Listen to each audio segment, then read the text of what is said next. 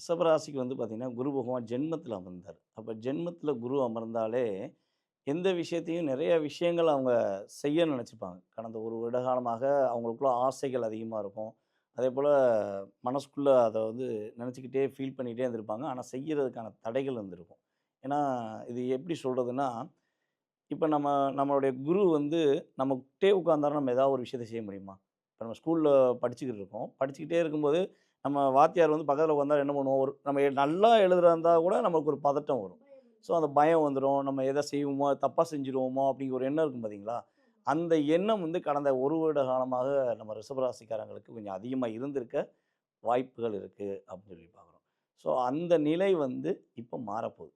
தன்னுடைய மனசுல என்னென்ன விஷயங்கள்லாம் கடந்த 1 வருட காலமாக அவங்க செய்யணும்னு நெனச்சிருந்தாங்களோ, அந்த விஷயங்கள திறன்பட செய்யக்கூடிய ஆற்றல் அவங்களுக்கு கட்டாயமா உண்டு. அதேபோல வந்து பார்த்தீங்கன்னா, தாய் மாமா உறவுக்கும் அவங்களுக்கும் கொஞ்சம் டிஸ்டர்பன்ஸ் ஏற்பட்டிருக்கும். மாமா உறவுல இவங்களுக்கு ஏதாவது கருத்து வேறுபாடுகள் வந்திருக்கும். இல்லாட்டி அவங்க சொல்றது இவங்க ஏத்துக்கிறாம இருந்திருக்கலாம்.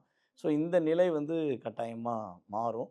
ஒரு உறவுல நல்ல ஒரு பாண்டிங் இருக்கும். அவங்க திடீர்னு தாய் மாமா பொண்ண முடிக்கணும்னு ஆசைப்பட்டிருந்தா கூட, மாமா பொண்ண கட்டாயமா நம்மளுடைய ரிஷபராசி அன்பர்கள் முடிப்பதற்கான வாய்ப்புகள் அதிகமா இருக்கு.